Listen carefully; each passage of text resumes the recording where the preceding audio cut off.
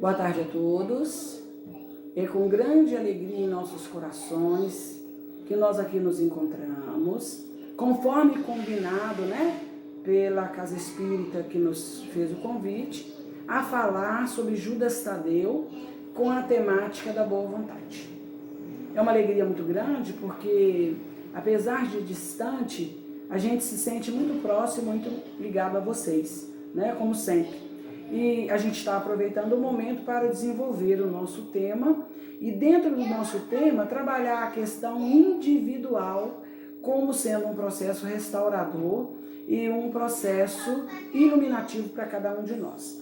Se a gente pensar no discípulo Judas Tadeu, nós vamos entender que Judas cumpriu a missão dele. Na condição de elaborador da mensagem de Jesus, ele fez a parte dele. Trazer Judas e estudar o discípulo como se ele estivesse aqui, seria atrasar o nosso processo. Então vamos visualizar a coisa de forma diferente. Vamos pegar a exemplificação de Judas, o comportamento de Judas e a boa vontade exercida e vamos trazer para o nosso dia a dia. Eu acho que fica mais bacana se a gente fizer assim. Vamos trazer para o nosso dia. Nós vamos nos basear na passagem do Evangelho. Porque o que acontece conosco diante da ação da boa vontade? A boa vontade, ela é um requisito que ela não expressa como sendo uma manifestação pessoal.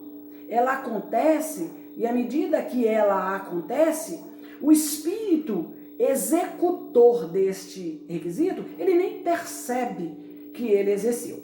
Isso, a gente está dizendo isso porque nós vamos basear no Evangelho que fala sobre isso. Ele fala assim: Senhor, os discípulos, Jesus conversando com os discípulos, fala: olha, quando fizeste o bem ao pobre, ao necessitado, fizeste a mim. E os discípulos questionam o seguinte: Senhor, quando foi que nós fizemos isso? Quando foi que nós vimos com fome, te vimos com fome, Porque Jesus estava falando: você faz ao pobre, você faz a mim. Ele fala: quando foi te vimos com fome e te demos de comer? Porque eles não recordavam ter servido a Jesus, certo? Quando foi que te vimos com sede e te demos de beber? Igualmente, quando foi que eles pegaram uma caneca de água e entregaram para Jesus? A gente viu Jesus fazer isso, quando ele fez com a samaritana. Mas a gente não viu nem a samaritana mesmo fazer. Jesus até propõe para ela: se você soubesse a água que você está bebendo, você pegaria essa água e serviria. Então não era uma atitude dos discípulos, era uma atitude, com certeza, de Jesus. Mas os discípulos, quando Jesus falou que tinham feito a eles, eles vão buscar na memória a ação, esse tipo de ação. E eles falam: quando foi que te vimos sem teto e te alojamos?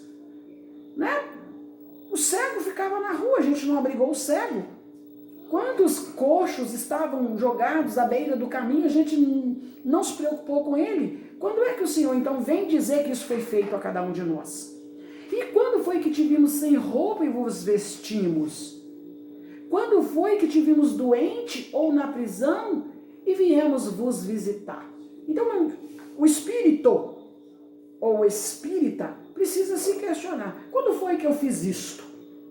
A ação da boa vontade é que faz você refletir sobre o assunto. Quando foi que eu fiz isso? Eu nem percebi. Mostrando que atitudes como boa vontade nascem naturalmente do homem. E Jesus fala: vocês fizeram isso quando fizeram a mim.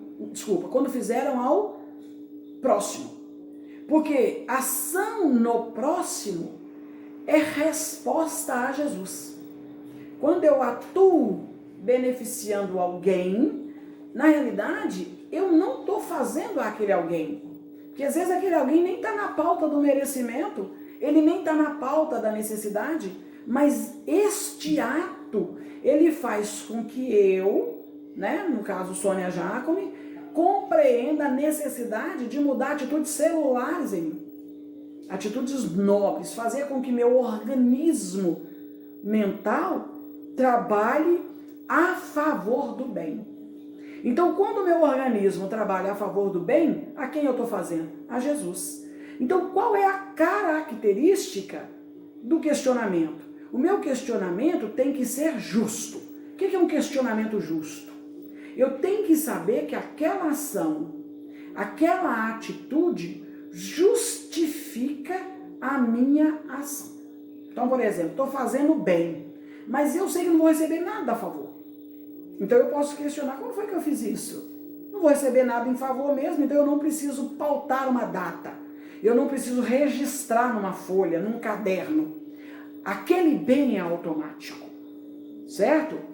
E eu vou perceber que eu desenvolvi junto àqueles valores algo que às vezes no meu ato comum eu não tenho, que é o interesse. O interesse é fundamental na aplicação do questionamento. Qual é o meu interesse? Você quer saber isso por quê? Senão a gente desenvolve, segundo Emmanuel, as curiosidades doentias. Emmanuel fala, cuidado com as curiosidades doentias.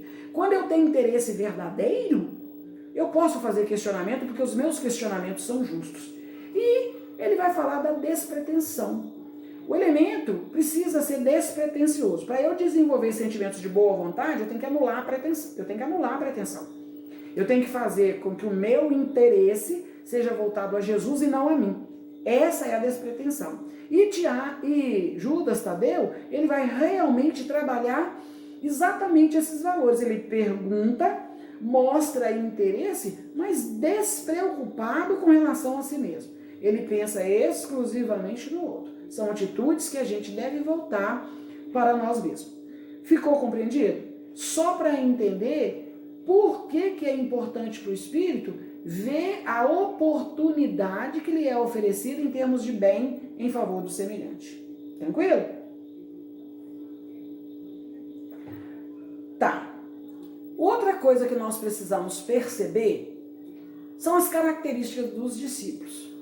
A gente viu Jesus fazendo um apostolado com elementos que são capazes de nos oferecer recurso evolutivo. Cada discípulo de Jesus tinha um requisito que nos impulsionava ou nos impulsiona a evolução. Se eu tiver que imitar Pedro em alguma coisa, teria que ser na firmeza. Certo? Se eu tiver que imitar Judas Tadeu em alguma coisa, seria no aspecto da boa vontade. João no aspecto do sentimento e assim por diante. Todos eles tinham.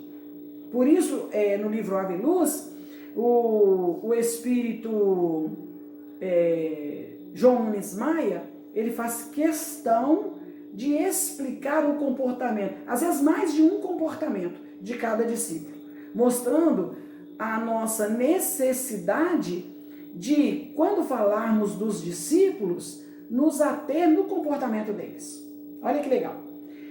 Essa personificação de cada discípulo, ela na realidade foi escolhida por Jesus, tá? E escolhida por Jesus, ela teve na pessoa de Judas Tadeu exatamente aquilo que a gente citou ontem: a despretensão, a intensa boa vontade, que fazia parte da sua estrutura de aluno de Jesus, né? Então, como é que eu vou fazer um trabalho de assistência espiritual?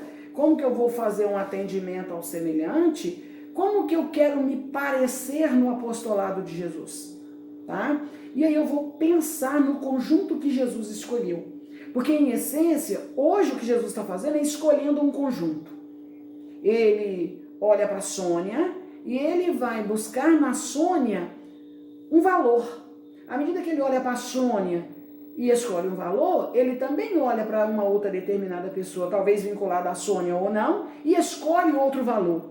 E aí ele faz um conjunto de valores que a gente vai sedimentar no contexto exemplificação, tá? Chico Xavier, Eurípides de Barçanufo, Madre Teresa de Calcutá, Divaldo Pereira Franco e outros grandes vultos da humanidade traziam conscientemente seus perfis, e esses perfis, o que eles nada mais são para nós? Processo de imitação. Quem não quer fazer igual a Irmã Dulce? Quem que não quer fazer igual Madre Teresa de Calcutá? Quem de nós que não quer repetir as atitudes de Chico Xavier? Quem que não quer simbolizar um trator de Deus, como o próprio Chico falava, na pessoa de Divaldo Franco? Quem é que não quer imitá-lo?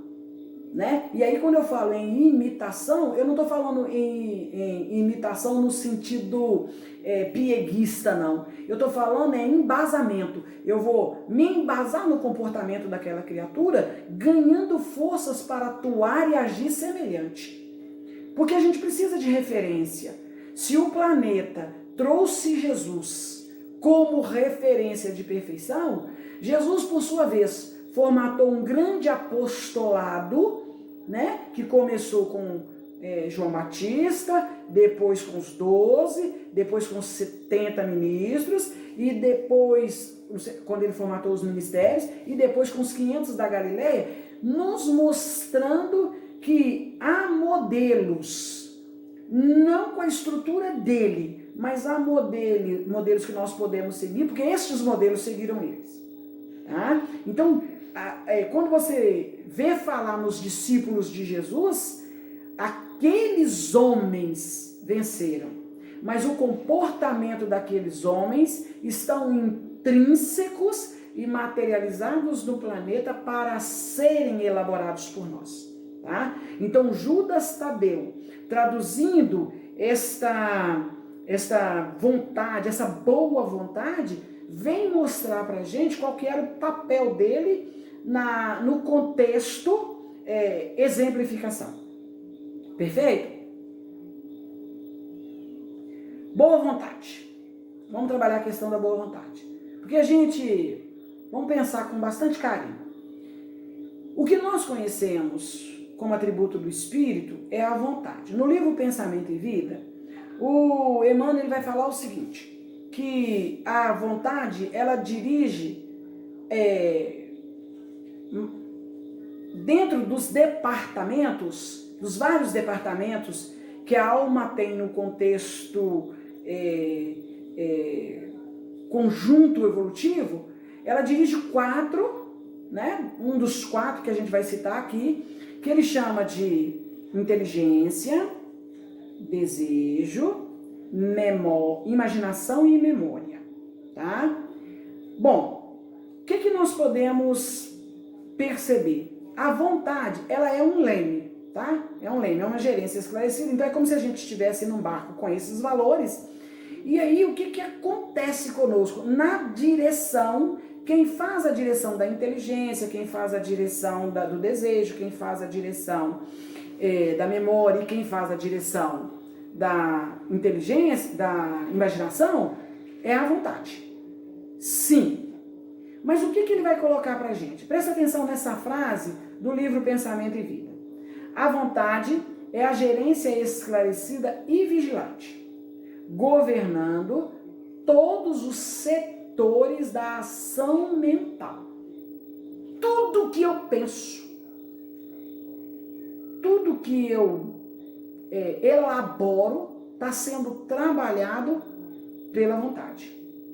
E ele fala que a vontade ele fala que a divina providência concedeu a vontade por auréola luminosa à razão, depois de laboriosa e multimilenária viagem do ser pelas províncias obscuras do instinto.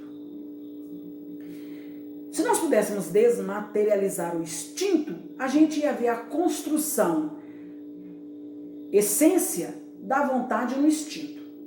Perceberam? Da vontade no instinto. Mas o que é? Vamos fazer uma matemática só para a gente entender. Se eu ajuntar vontade mais razão, o que eu vou ter? Boa vontade. Porque quando a vontade elaborada pela razão, eu posso, mas não devo. Tudo me é lícito, mas nem tudo me convém. Então, se tudo me é lícito, significa que eu tenho vontade, que eu tenho desejo. Mas a razão vem fazendo o quê? Auxiliando no contexto. Pratico ou não? Faço ou não? Posso ou não? Então, quando eu reúno esses valores e faço essa matemática, eu vou encontrar a boa vontade. Porque aí eu vou manipular circunstâncias e situações que vão favorecer para que não só a razão ganhe um processo mais elaborado, como a boa vontade ganha mais valores da emoção. Então eu vou passar a fazer um trabalho de qualidade, tá? E aí ele vai trabalhar mais. A boa vontade se ocupa, olha que bacana, em administrar conscientemente diante de todos os problemas. Então, eu tenho dificuldades, como todo mundo, não é assim? Então, o que eu vou fazer na hora da dificuldade? Usar a boa vontade que vai se ocupar em dirigir o meu consciente, tá? Ela vai trabalhar, ela vai administrar conscientemente, ela vai trabalhar o nível de consciência que eu tenho. Hoje nós estamos vivendo um problema que pede estágio de administração consciencial. Cada um de nós somos chamados naturalmente a vasculhar o nosso consciente, a nossa casa atual. Como eu estou em termos de realização? É claro que se eu for pensar em termos de passado, eu vou pensar só em mim. Mas se eu pensar em termos de futuro, a lógica me diz o seguinte, e a lógica é a razão, a lógica me diz o seguinte: utilize a boa vontade. Que é o mais interessante. Utilize a boa vontade. E o que é a boa vontade? A boa vontade, ela não reflete em mim. Ela sai de mim em favor do outro. Hoje nós estamos vivendo isso. O momento de pensar no outro. Porque quando eu penso no outro, utilizando essa questão do sentimento nobre, eu vou usar um sentimento tão bom, capaz de transformar aquilo que é simples técnica no organismo humano, que é a vontade, num processo de boa vontade. Isso é interessante a gente pensar, porque aí cada um de nós vamos raciocinar, mas então aquilo que eu gosto, agora eu vou ter que diminuir, eu vou ter que renunciar, eu vou ter que pesquisar. Quais são os processos que eu vou usar? E na hora que eu faço essa dinâmica, automaticamente eu deixei de fazer processos técnicos e passo a usar processos intrínsecos. Por isso Jesus, isso me faz lembrar a parábola do bom samaritano. O que Jesus faz? Quando o jovem questiona Jesus acerca do próximo, e é exatamente do que nós estamos falando, Jesus escuta o elemento, faz uma introspectiva da informação dele, experimenta a técnica intelectual da criatura, como é que ele está preparado para receber a informação, observa que ele é uma criança, e toda criança, para entender uma ideia, precisa do lúdico, e aí Jesus conta uma história. Quando Jesus conta uma história, Jesus faz com que o jovem faça uma introspecção, analise o seu sistema passado, passeia no pessoal ali diante de Jesus, que é o atual, e responde conscientemente. Jesus questiona ele. Quem é o nosso próximo? Quem você acha ser o nosso próximo? E aí, depois de ter usado a técnica, que é o que nós estamos falando aqui, de pensamento, memória, imaginação e inteligência, ele responde com segurança: o próximo. Aquele, que está próximo. Então, só para a gente ter uma ideia do papel da boa vontade, que ela é a manutenção, a manipulação de valores que a alma tem incutido, só para se ter uma ideia, é que a gente vai ver como que a vontade se transforma em boa a partir do momento que você usa os departamentos que ela dirige.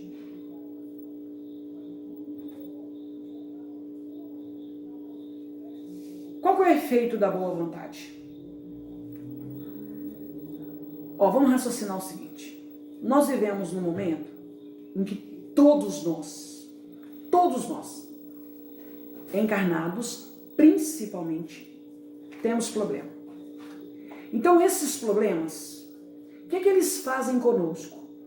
Eles ficam manipulando, eles ficam remexendo o nosso sistema de culpa, o nosso sistema de fragilidade e o nosso sistema de autoflagelo. Então, quando eu tenho problema, eu fico achando que eu sou o único no mundo que estou com aquele problema. Bom, eu vou pensando assim, e aí eu vou esquecendo que a vontade, por elaborada, trabalhada junto à razão, cria o processo da bondade. Nesse esquecimento, eu não percebo a grandiosidade que isto vai me levar.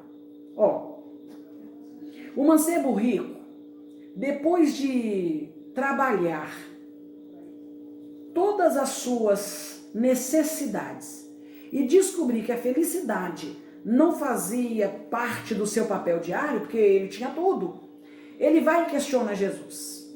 Jesus vai e questiona ele. Jesus pergunta para ele: você já fez tudo que tinha que fazer? Bom, aí ele fala com Jesus: olha, eu já fiz tudo. Aí Jesus fala para ele: então nós vamos fazer o seguinte, você vai, vende tudo, toda essa gama de coisas que você acumulou vai perder importância para você. Tem importância para outros, para você não, tá? Vende tudo que você tem e atende o outro, vai servir o outro. E aí ele para pensar da seguinte forma: mas eu passei milênios da minha vida contraindo uma situação, vou desperdiçar ela agora? Isso nada mais é do que acúmulo de dificuldade. Quando você alicercia a vontade de transformação moral, você consegue traduzir esta vontade para as atitudes boas, e as atitudes boas vão ampliar o seu bem. Você vai e vende mesmo tudo que você tem. Você passa para frente. E passando para frente, você vai ver que você desenvolve naturalmente a compreensão. A coisa mais tranquila na alma é quando você pode compreender uma situação. Não há nada mais educativo do que aquela atitude quando um pai compreende a ação do seu filho. Você sabe que uma criança até 7 anos de idade tem um comportamento. Você compreende isso? Então você nunca vai odiar o seu filho porque ele está num ciclo, ele está numa fase. Você vai educar. Depois você sabe que seu filho passa pelo quadro da adolescência. E aí nós compreendemos que a fase da adolescência, ela é superior à fase da infantilidade. Se você compreende isso, você educa seu filho com disciplina e com equilíbrio. Porque você compreende. A compreensão é que faz com que o espírito evolua sem obstáculo. Porque eu compreendo os processos. Quando seu filho entra na maturidade, você o respeita porque você compreende que ele agora é senhor de suas atitudes. E quando ele entra na sedequitude, você compreende que o elemento está necessitando de você, tal qual ele estava precisando na infância, na juventude. E que ele vai fazer o seu amadurecimento no mundo espiritual depois da senectude. Perfeito isso? Então a compreensão é um ato divino da vontade. Eu compreendo essa situação. Hoje nós estamos compreendendo o momento que o mundo está vivendo. Isso é elevação, isso é evolução. Toda vez que eu ignoro o processo, toda vez que eu quero extrapolar o processo, preocupado com situações materiais, ou situações pessoais, ou situações emocionais, significa que eu não estou nem ampliando o bem e nem compreendendo a situação. Então a minha vontade, ela se tornará apenas vontade e não boa vontade. Muito bem.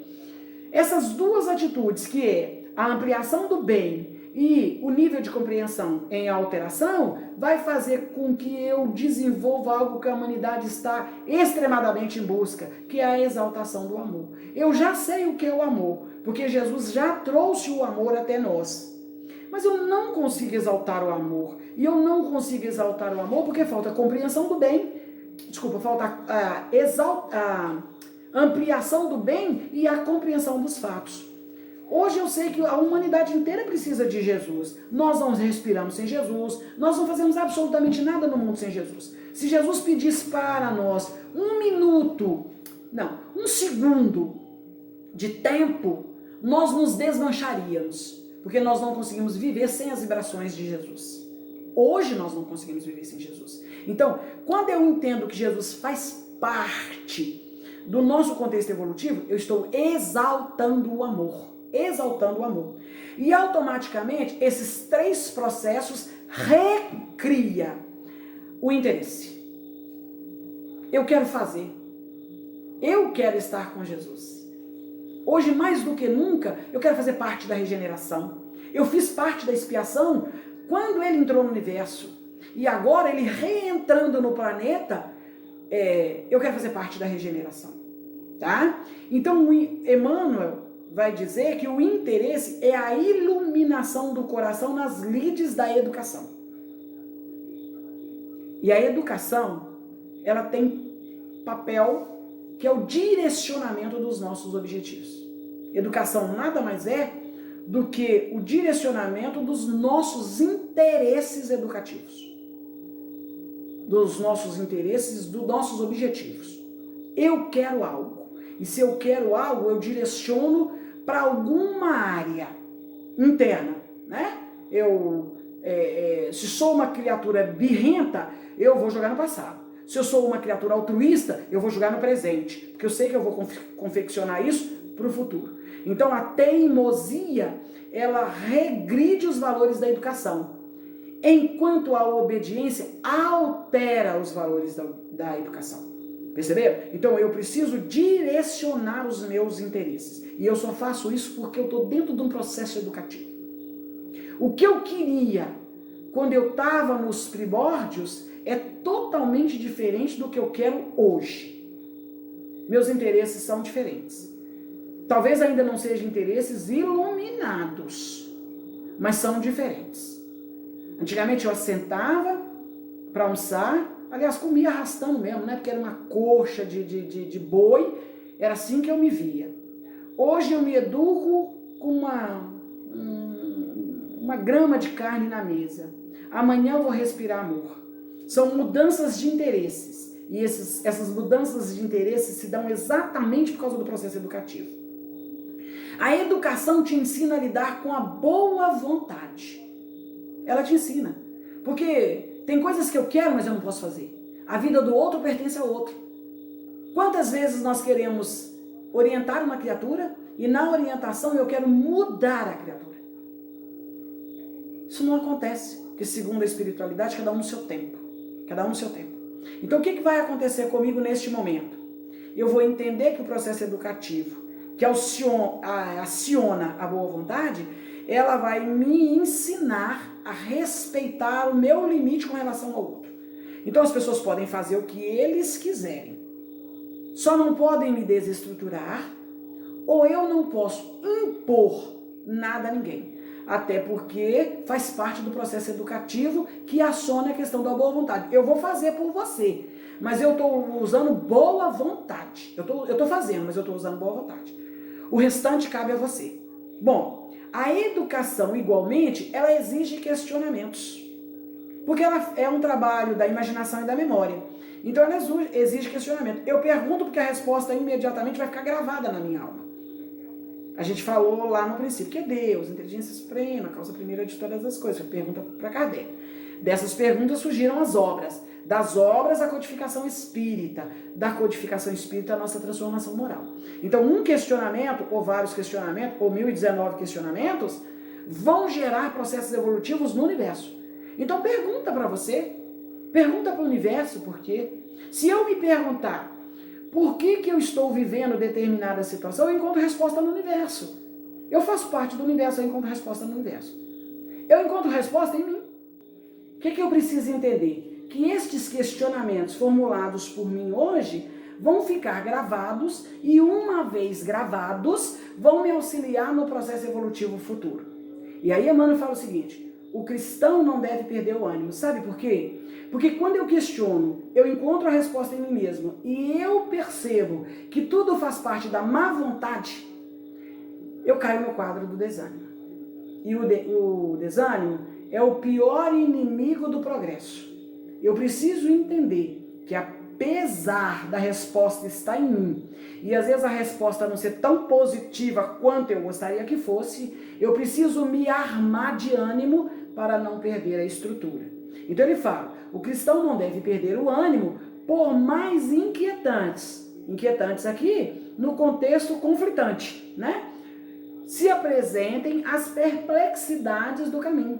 Então, tem hora que você está num momento que você fala, minha Virgem Santa, que é isso? Eu não mereço passar por isso? Que dificuldade é essa que eu não estou conseguindo vencer?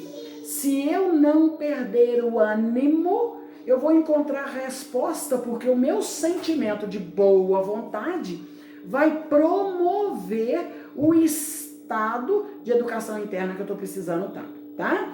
Não somente no que diz respeito à dor, não é só com relação à dor, mas com relação a múltiplas experiências que o espírito vive, né? Ontem a gente estava lendo um texto no nosso culto no lar aqui em casa, e no livro Evolução em 2 Mundos, e a espiritualidade coloca lá na invasão microbiana, último capítulo do livro, ele fala assim, nem todo mundo precisa passar pelo processo da dor. E a dor aqui dor física, da gente. Nem todo mundo precisa passar pela invasão microbiana. Mas nós temos outros problemas. E no livro Fugas Psicológicas, da Joana de Ângeles, ela fala o seguinte, às vezes a gente passa por um processo de dor, olha que raciocínio bacana, a gente passa por um processo de dor e o plano espiritual nos premia. Ela usa a palavra premia com uma cura, com uma anulação de determinado processo. Essa anulação não significa despojo total da situação. Se eu não entender conscientemente, se eu ficar no lúdico de que aquilo foi porque eu mereço, é possível que eu tenha que arcar com compromissos maiores. E como todos nós temos problemas gigantescos, congelados no nosso inconsciente, ele vai dizer isso aqui, não somente no que diz respeito à dor, mas outras dificuldades, inúmeras outras dificuldades financeiras, que não traduz dor, dificuldade emocional, que às vezes não tem característica de dor, mas característica de defeito. Às vezes eu sou um ciumento, preciso reeducar, eu preciso de boa vontade para reeducar o ciúme, porque são travas fortes na alma, né? A intemperança são travas da alma. E não tem nada a ver com dor física, mas tem a ver com a nossa dor moral. Mas também no que se reporta a costumes.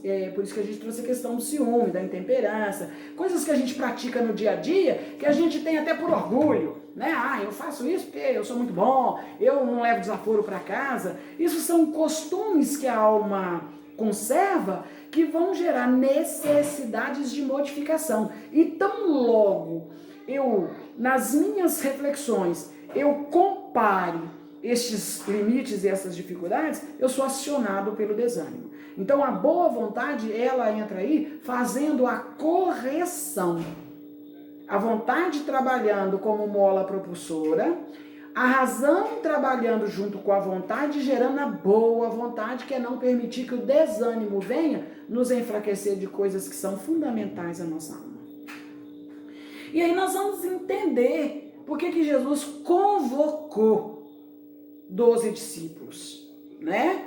Porque o Espírito precisa entender que ele reencarna e junto à sua reencarnação, junto aos seus débitos, aos seus resgates, aos seus compromissos, vem igualmente uma convocação.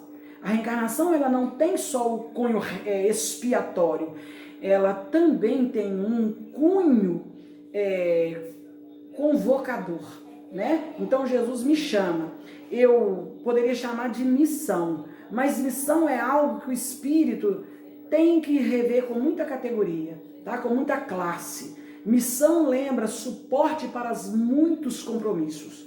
Eu, às vezes, dentro da minha reencarnação, eu estou ali com uma missão, uma missão.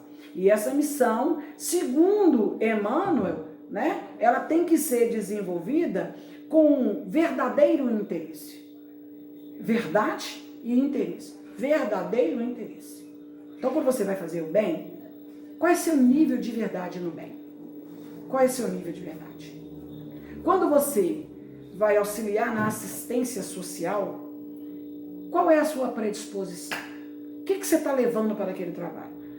O processo rotineiro de fazer? Ou a essência que está na alma que você está querendo experimentar? Tá? Quando você está servindo alguém, você está fazendo o quê? Eu costumo lembrar o seguinte. Estamos lá fazendo a distribuição da sopa. Isso é um processo que muitas pessoas fazem, principalmente os espíritas, né? Estamos fazendo uma campanha de pãozinho para os religiosos de toda a natureza que tem a caridade como um processo de infiltração, de elevação, costumam fazer. Você está fazendo aquilo a fim de chegar em casa para poder descansar, termina logo esse negócio para poder ir embora? Ou você gostaria, inclusive, de continuar aquele trabalho quando você for dormir? Às vezes você cede um pão a um necessitado. Olha o que a boa vontade faz, gente.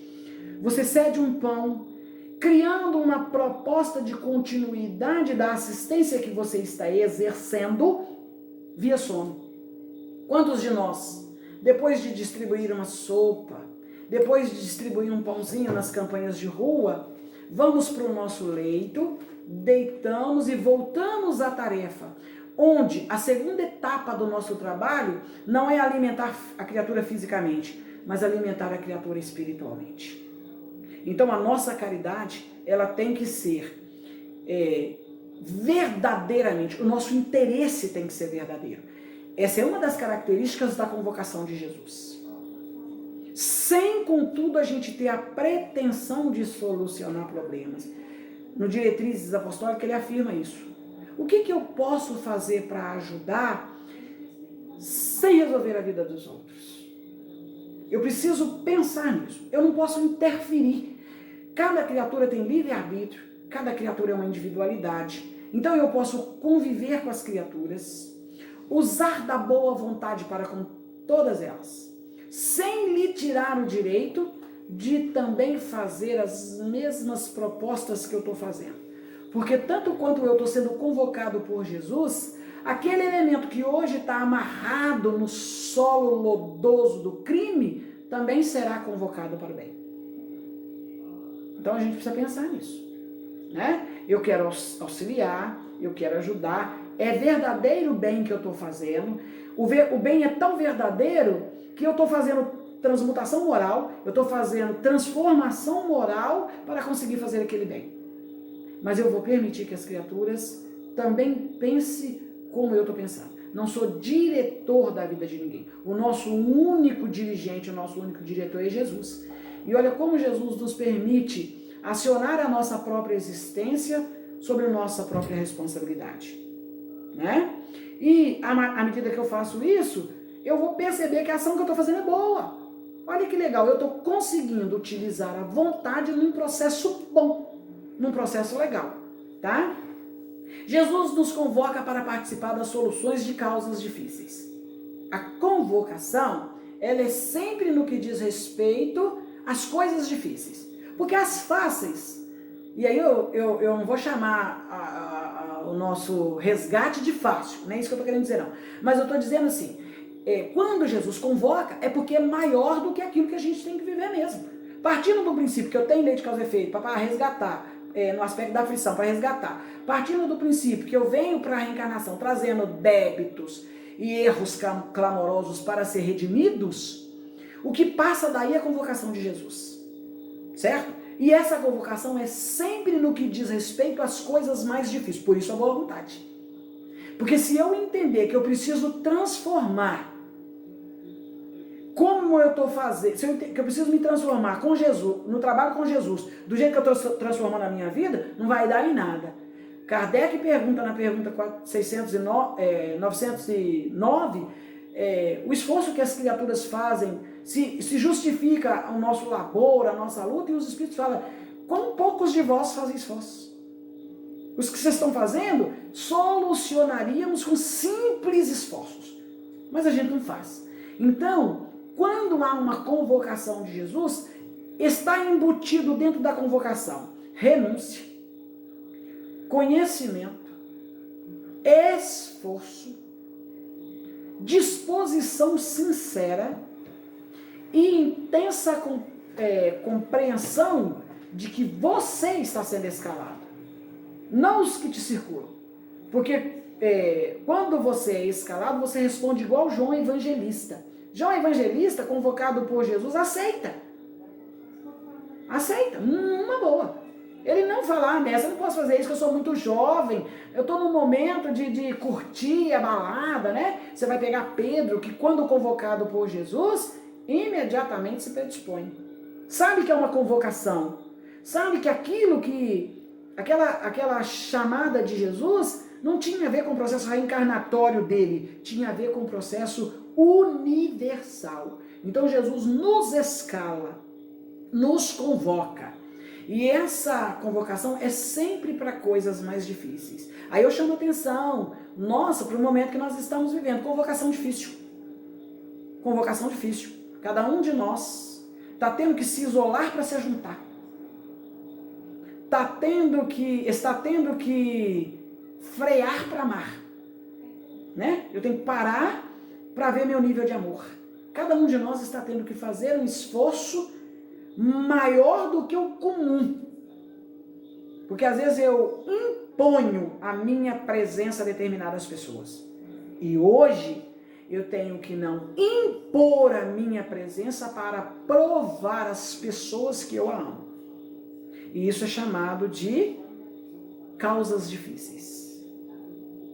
Causas difíceis. Mas só seremos escalados, continuando a frase, se nos interessarmos verdadeiramente em auxiliar de boa vontade o nosso semelhante. Toda a história da autobondade, da boa vontade, está vinculada ao semelhante. Tudo que a gente está vivendo está de acordo com o semelhante. Se eu colocar o outro na minha reta evolutiva, eu vou fazer o trabalho bacana, de boa vontade, eu vou fazer o trabalho consciente, eu vou fazer o trabalho com compreensão, com intensidade, que é a proposta da boa vontade. Eu só preciso entender que o predominante hoje é o semelhante. O universo funciona em favor da humanidade e as criaturas em função do outro. Esta é a perspectiva de vida para cada um de nós. Judas Tadeu, quando faz a convocação, quando nos convida pelo exemplo ao exercício da boa vontade, ele de alguma forma solicita que cada um de nós, conscientes e respeitosos, tenhamos consciência e maturidade para exemplificar a mensagem que ele deixou para a humanidade. Tá? Beleza?